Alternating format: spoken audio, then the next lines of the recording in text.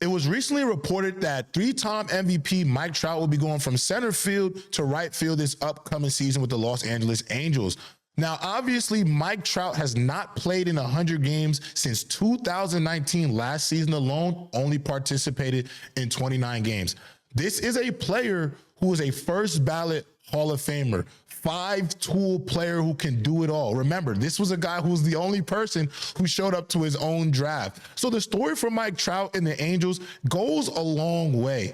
There is a bit of frustration for me personally when it comes to Mike Trout, because I've always thought Mike Trout should go off to a different place to just be able to compete.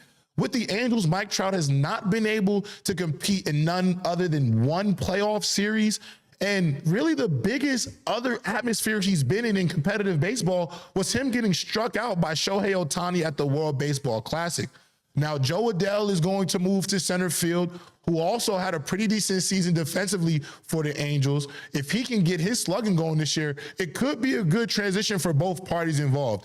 If you can get a season where Mike Trout can play 100 games at an MVP-esque level, maybe the Angels could be in a position to potentially make a postseason, but ultimately, Mike Trout, as great of a player as he is, one of the best players, talent-wise, to ever grace Major League Baseball, his loyalty to the Angels will always be his curse. And we love loyalty in sports. Go to the place that drafted you. Go win a championship at the place that drafted you.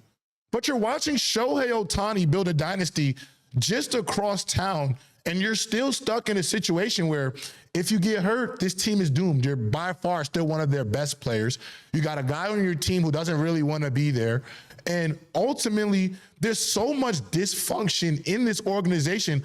I will never truly understand Mike Trout's infatuation with him staying there. If I'm Mike Trout, I would consider teaming up with Bryce Harper and going to the Phillies. It will be a match made in heaven for everybody involved. I can even go to a guy like Cody Bellinger, who's at the Yankees right now looking to resurge his career. I would hope Mike Trout would look at some of these things and try to implement this into his career. However, I don't see that happening. I think he's going to retire as an Angel, and it's sad to see because despite whatever happens this season, if he does play 100 games, if the Angels are able to squeak into a wild card, get into the playoffs, they're not going anywhere anytime fast. It is just a participation trophy for this organization and this franchise.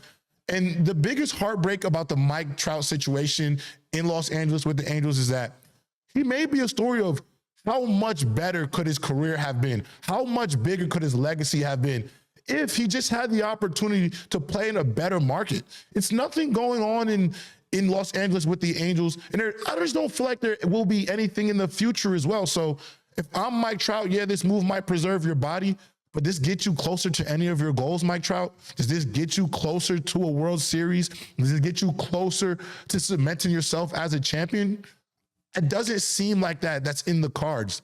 So with that being said, yes, I love the move from an organizational standpoint or a positional standpoint. The strategy makes sense.